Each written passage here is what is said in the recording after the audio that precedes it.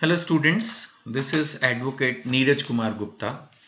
इस वीडियो में हम स्टडी करेंगे जॉइंट टॉर्ट फीजर्स की, यानी कि दो या ज्यादा लोगों ने मिलके किसी को हार्म किया है। तो ऑब्वियसली जब कंपेंसेशन होगा तो भी उन दोनों को देना पड़ेगा। अगर एक आदमी ही फिलहाल पकड़ में आया और ऐसा लगता है कि दूसरा पकड़ में ही नहीं आएगा, तो उस एक को ही सारे पैसे देने पड़ सकते हैं। यानी कि अगर 10 लोगों ने मिलकर 1 लाख का नुकसान किया तो बोलेगा जी मेरे से तो मेरे 10,000 ले लो, बाकी का मैं नहीं जानता। ऐसा कानून नहीं है। अगर ये प्रूव होता है कि 10 लोगों ने मिलकर किसी की गाड़ी तोड़ी है और 1 लाख का कंपेंसेशन देना है, तो जो एक पकड़ में आ गया उसको भी 1 लाख पूरा देना पड़ सकता है। ये लॉ इसलिए बनाया गया ताकि दूसरे बंदे को नुकसान जिसको हुआ है उसको सही से कंपेंसेशन मिल सके। अब आप कहोगे सर ये क्या बात हुई, 10 लोगों ने मिलकर गाड़ी तोड़ी तो एक ही आदमी पूरे 1 लाख क्यों देगा? देगा, यही कानून है। तो क्या बाकी के 9 फ्री हो जाएंगे? ना, 1 लाख देने के बाद वो बाकी के 9 लोगों से 10-10 हजार रुपये रिकवर कर सकता है। यह भी कानून है उसकी प्रोटेक्शन के लिए। लेकिन जिसका नुकसान हुआ उसको तो उस एक व्यक्ति को भी पूरे पैसे देने पड़ सकते हैं जिसने नुकसान में कंट्रीब्यूट किया। तो ये है क्रक्स इस पूरे क्वेश्चन का। अब धीरे धीरे पढ़ते हैं, केस लॉज देखते हैं। एग्जामिनेशन पॉइंट ऑफ व्यू से ये 10 से 20 नंबर का क्वेश्चन बनता है, तो किस तरह से इसको समझना है। So the law of tort deals with civil wrongs, ये तो है ही। और जो रॉन्गफुल एक्ट है इस वाले जो सिचुएशन को हम पढ़ रहे हैं, may be committed by more than one person. यानी कहानी इसमें यही है कि इसमें एक से ज्यादा लोग जो है वो उसमें कंट्रीब्यूट कर रहे हैं, राइट। अब मैंने आपको पहले ही बोला कि जब कंपेंसेशन देने का वक्त आएगा तो फिर वो एक से ज्यादा व्यक्ति मिलके उस कंपेंसेशन को पे करेंगे, right. And they are known as joint tort feasors. They are known as joint tort feasors. Now liability distribute कैसे होगी इस पर भी डिपेंड करता है। वो तो देखो, अगर कोर्ट के एंगल से देखें तो उसका पहला पॉइंट ऑफ व्यू तो यही होगा कि भाई तुम लोगों की आपस में कैसे डिस्ट्रीब्यूशन होगी वो छोड़ो, मिलके एक बार पहले तो जिसका नुकसान हुआ उसके पैसे पूरे करो। That is the first thing. अब उनका आपस में कितना होगा आप समझ ही सकते हो। बड़ी लॉजिकल सी बात है कि जिसने ज्यादा हार्म करने में, चोट पहुंचाने में, डिफेमेशन में जिसने ज्यादा बदतमीजी की होगी, दिक्कत की होगी, उसको ज्यादा पैसे देने पड़ेंगे। जिसका थोड़ा सा रोल होगा वो कम देगा, ठीक है ना। तो यहां पर यही है कहानी कि each of them will be held responsible for the entire damage caused to the plaintiff। मैं आपको फिर बोल रहा हूं, अगर आपने मेरी बात ध्यान से नहीं सुनी तो जब बाद में पढ़ोगे तो आपको ये बात इलॉजिकल लग सकती है। इलॉजिकल नहीं है। मैंने आपको एक बड़ा सिंपल एग्जांपल दिया। 10 आदमियों ने मिलकर एक आदमी की कार को तोड़ा, लाख रुपए का डैमेज हो गया, रिपेयर बिल 1 लाख का आया, तो वो अब उसको 10 के 10 लोग 1 लाख के देने के लिए लायबल हैं। बट मान लेते हैं 9 भाग गए, एक ही पकड़ा गया, तो उस एक को भी पूरे पैसे देने पड़ सकते हैं। बात अलग है 10 के 10 पकड़े गए तो सब 10-10 हजार देंगे या जैसे भी कोर्ट निर्णय करेगा, ठीक है। इसीलिए इस कंसेप्ट को बोलते हैं जॉइंट एंड सेवरल लायबिलिटी। मैंने देखा है, मेरा अनुभव है कि बच्चे इस कंसेप्ट को नहीं पकड़ पाते क्योंकि वो ध्यान से सुनते नहीं, टीचर ने तो बताया होता है। जॉइंट एंड सीवरल लायबिलिटी का यही मतलब होता है कि 10 लोगों ने मिलकर कार को तोड़ा तो लायबिलिटी जॉइंट है। जॉइंट एंड सीवरल में जॉइंट वर्ड का ही मतलब है कि सब मिलके देंगे। लेकिन अगर वो भाग गए बाकी के और एक ही पकड़ में आया तो सेवरल लायबिलिटी का ये मतलब होता है कि एक आदमी भी पूरे पैसे की देनदारी के लिए लायबल हो सकता है। ये सेवरल लायबिलिटी का मतलब है। तो जॉइंट एंड सेवरल लायबिलिटी जहां भी पढ़ो उसका यही मतलब होता है कि भाई एक आदमी भी सारे पैसे के नुकसान के लिए लायबल हो सकता है। आगे बढ़ते हैं। मीनिंग ऑफ जॉइंट टॉर्ट फीजर्स बता तो दिया, 2 और more person jointly committed tort, ठीक है ना। कॉमन इंटेंशन हो सकती है उनकी, इंटेंशन तो कॉमन आमतौर पर होती ही है ना। या इंडिपेंडेंटली काम कर रहे हैं बट कर रहे सेम ही काम रहे हैं, व्हाटएवर। तो ये सब जो है जॉइंट टॉर्ट फीजर्स कहलाएंगे। नाउ जॉइंट ये है किसके अलग अलग जबरदस्ती का बना दिया। तो जैसे tort committed by several persons acting together, ये तो मैं इतनी देर से डिस्कस कर ही रहा हूं। 10 लोगों ने मिलकर एक गाड़ी को तोड़ दिया या किसी को ठोक दिया। ऐसे भी तो हो सकता है 3-4 आदमी मिलकर किसी को हार्म करें, 3-4 आदमी मिलकर किसी के घर में घुस जाएं, 3-4 आदमी मिलकर जोरदार डीजे पे डांस कर रहे हो तो न्यूसेंस भी चारों मिलकर कमिट कर रहे हैं। सो ये हो गया जॉइंट टॉर्ट फीजर्स। अब एक वाइकेरियस लायबिलिटी, इसके ऊपर अलग से भी हमने क्वेश्चन स्टडी करना है। वाइकेरियस लायबिलिटी क्या होता है, जहां गलती कोई और कर रहा है लेकिन उसका कोई बॉस है, वो भी उसके लिए लायबल है। वो तो है ही जिसने गलती करी, उसका बॉस भी लायबल है। दैट इज वाइकेरियस लायबिलिटी, है ना। When a person is liable for act of another, a person liable for the wrongful act of another, क्योंकि उनका रिलेशनशिप इस तरह का है। एग्जाम्पल नीचे दिए गए हैं, एम्प्लॉयर एम्प्लॉई। अब नेचुरली अगर किसी का एम्प्लॉय बदतमीजी करेगा या कुछ गड़बड़ करेगा तो उसका बॉस भी तो लायबल है। प्रिंसिपल एजेंट, पार्टनरशिप्स, पार्टनरशिप में भी आपने पढ़ा होगा कि जब कोई एक पार्टनर भी कुछ गड़बड़ करेगा तो बाकी के सारे पार्टनर्स भी उस चीज के लिए जिम्मेदार माने जाएंगे। तो ये सब भी जॉइंट टॉर्ट फीजर्स का एग्जाम्पल है।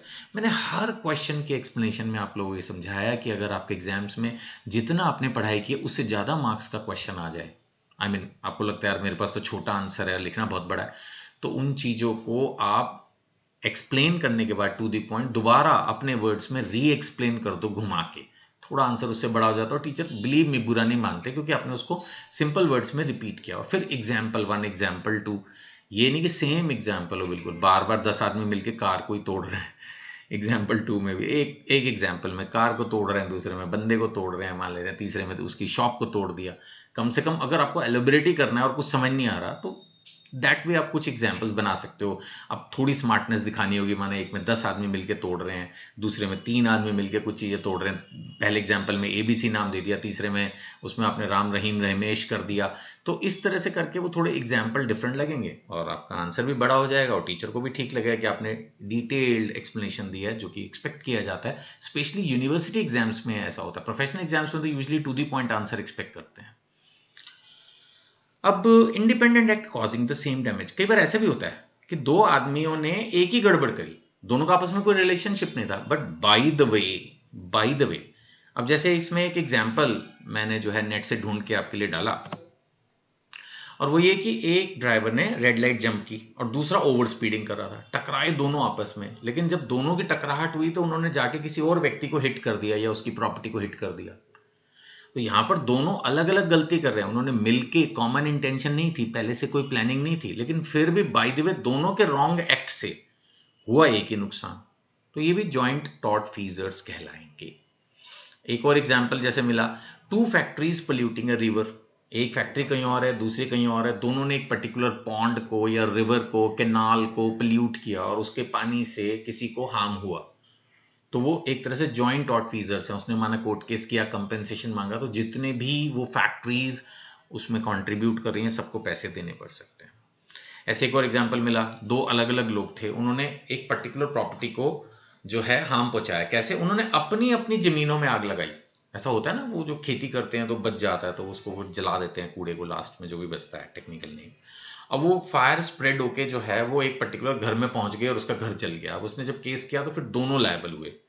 तो यहां पर भी वो दोनों जॉइंट टॉर्ट फीजर्स हैं। आई थिंक ये एग्जांपल आपको अच्छे से क्लियर हो गया। मैंने 3 एग्जांपल दे दिए, ड्राइवर्स का भी, रिवर का भी और फायर का भी। यही चीज हिंदी में भी दी गई है। मेरी किताबें आपने आई एम श्योर खरीद ली होंगी। किताब से पढ़ना, फिर उन चीजों को हाईलाइट करना, अंडरलाइन करना, इस तरह से आपके नोट्स भी बनते चले जाएंगे। Now nature of liability of joint tort feasors, मैंने आपको समझा दिया कि जो लायबिलिटी है वो जॉइंट एंड सेवरल होगी, यानी अगर सारे पकड़े गए हैं तो जॉइंटली पे करेंगे, नहीं तो जो पकड़ में आ गया उसको ही फिलहाल सारे पैसे देने पड़ेंगे, बाद में वो रिकवर करता रहेगा। So there may be liability for the entire damage, right of contribution among tort feasors, ये है, यानी अगर सपोज ए ही पूरे लॉस के लिए लायबल हो गया, दे भी दिया, तो लेटर ऑन वो बी सी डी से अपने पैसे रिकवर कर सकता है। रिलीज ऑफ वन में अफेक्ट अदर्स, पुराने जमाने में तो ये होता था कि भाई अगर एक को रिलीज कर दिया तो इसका मतलब बात खत्म हो गई। लेकिन अभी आज की तारीख में जो मॉडर्न लॉ है उसमें यह है कि अगर आपने किसी एक पर्टिकुलर को रिलीज कर भी दिया, सपोज प्लेंटिफ जो है उसने एक को रिलीज कर भी दिया डिफेंडेंट को, तो भी वो बाकियों पे केस करने के लिए एलिजिबल रहता है। सो ये एक है, अगर ज्यादा लोग हैं एक से हो सकता है कि उसकी कंपेंसेशन को लेके सेटलमेंट हो जाए, whatever. Joint and civil liability यहां फिर से समझाया हुआ है, पढ़ लेना, मैंने आपको अच्छे से समझा दिया तो दोबारा नहीं पढ़ रहा। Liability for the entire damage, ये भी मैंने अच्छे से आपको बता दिया है कि भाई अगर एक आदमी पकड़ में आता है फिलहाल तो उसको ये हो सकता है सारे पैसे देने पड़े और फिर वो बाकियों से कॉन्ट्रीब्यूशन दे लेगा। केस लॉ की बात है, अगर कर सकते हो याद तो आपसे अच्छा बच्चा कोई भी नहीं है। ब्रूक वर्सेस बूल, इस केस में ये था कि several persons negligently cause damage to the property by fire. बहुत सारे लोगों ने मिलके एक पर्टिकुलर प्रॉपर्टी को आग लगा दी, कोर्ट ने कहा चलो सब मिलके कंट्रीब्यूट करो, तो joint tort feasor, several persons contribute to the same damage. Case laws के बारे में बच्चे बार बार पूछते हैं, सर ये याद करना जरूरी है। अब कैसा क्वेश्चन तो है ये भाई, मॉर्निंग वॉक करना जरूरी है? नहीं भी है भी। ऐसे अगर आप केस लॉज याद करते हो तो obviously you will get more marks, नहीं करते हो तो ठीक है, पासिंग मार्क्स तो फिर भी मिल ही जाएंगे। मन को तसल्ली दे दो यार, ज़्यादा मार्क्स लाने से तो कुछ होता नहीं है, करनी तो वकालत ही है या जो भी है XYZ। तो ऐसे आप मन को समझा सकते हो अगर केस याद नहीं करने हो तो, ऐसे मन को समझाने के लिए। ऐसे अच्छे बच्चे हमेशा केसेस याद करते हैं। अब एक और केस है, ये इसको बोलना ही कितना मुश्किल है, कोर्स्क, फॉरेन केसेस होते हैं। तो इसमें 2 ships collided due to negligence of both the parties. अब नेचुरली 2 शिप टकरा गए, अब उसकी वजह से तीसरे को जो भी नुकसान हुआ भाई भरो। राइट ऑफ कॉन्ट्रीब्यूशन मैंने आपको पहले भी बताया था, हो सकता है ये वर्ड आपको पढ़ने में सुनने में अजीब लगे, मैं फिर से बताता हूँ, वही एग्जाम्पल बार बार ले रहा हूँ। 10 आदमियों ने मिलके एक बंदे की गाड़ी को तोड़ा, एक पकड़ा गया, उसको पूरे 1 लाख रुपए देने पड़े। तो जब उसने 1 लाख दे दिए तो बाद में वो बाकी के 9 लोगों से वो अपने 1 लाख जो उसने दिए, उसमें सारा उसका लॉस थोड़ी था, सारी उसकी कंट्रीब्यूशन थोड़ी थी, तो बाकी लोगों से वो अपना कंट्रीब्यूशन ले सकता है। That is right of contribution.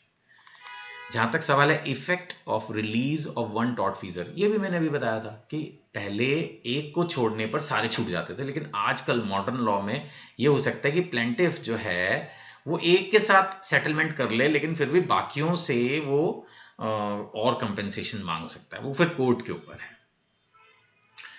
अब कभी कभी छोटा क्वेश्चन आ सकता है, जॉइंट टॉर्ट फीजर और सेवरल टॉर्ट फीजर क्या है? जॉइंट तो हो गया जहां मिल के एक ही बंदे को एक ही टाइम पे एक ही चीज को ठोका, डैमेज किया, हार्म किया। सेवरल क्या है? अलग अलग, अलग अलग है। जिसका एक बड़ा अच्छा मुझे एग्जाम्पल मिला, वैसे हुआ तो एग्जाम्पल में बुरा है लेकिन एग्जाम्पल अच्छा है, कि ड्राइवर ए ने एक बंदे को हिट किया और उसकी टांग तोड़ दी। थोड़ी देर बाद एक और बंदे ने उसी को हिट किया, हो सकता है बदकिस्मत हो, इस बार किसी बंदे ने उसकी हाथ तोड़ दी। तो मान लो एक ही दिन में एक बंदे के 2 एक्सीडेंट हुए अलग अलग, एक बार पांव तोड़ी, एक बार हाथ तोड़ी। तो ये क्या हुआ, ये एक वो एग्जाम्पल बन गया सेवरल टॉर्ट फीजर का। समझ गए? ये जॉइंट नहीं है, जॉइंट होगा जब एक वक्त में दोनों ने मिलकर उसके हाथ पांव तोड़े। यहां पर एक बार एक पांव तोड़ के भाग गया, लेटर ऑन एक हाथ तोड़ के भाग गया। तो ये एग्जाम्पल हो गया सेवरल टॉर्ट फीजर्स का। बंदा एक ही है जिसको हार्म हुआ है, इंजरी हुई है, लेकिन अलग अलग टाइम पे अलग अलग लोगों ने किया है।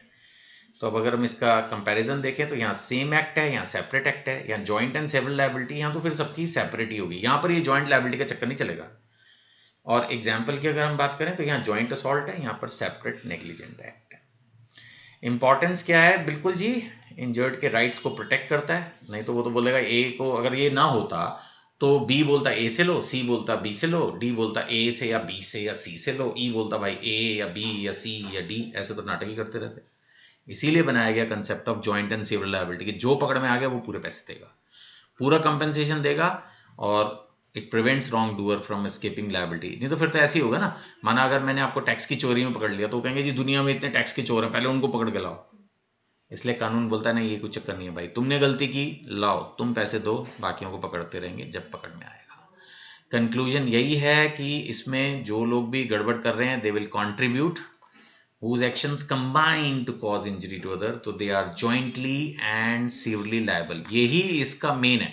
यानी अगर आपने ये लाइन अगर पकड़ ली है ना, तो बस फिर आपका आंसर में कोई कमी नहीं है। jointly and severally liable, that is the main thing. 2 case भी मैंने आपको पढ़ा दिए, ब्रूक वर्सेस बूल और कॉर्स्क का। ठीक है, आई थिंक ये क्वेश्चन आपको अच्छे से क्लियर है। फिर भी अगर कोई डाउट हो तो नंबर मेरा हमेशा दिया रहता है, आप किसी भी नंबर पे कांटेक्ट कर सकते हो। यूट्यूब पर पढ़ रहे हो, यहाँ पर भी क्वेश्चन कमेंट में डाल दो, मैं आंसर लिख दूंगा। नहीं तो डायरेक्ट मुझे व्हाट्सएप कर दो। किताब खरीदनी है तो भी, face to face class attend करनी है तो भी, जो नंबर दिए हैं इन पर कॉन्टैक्ट कीजिए। Thank you.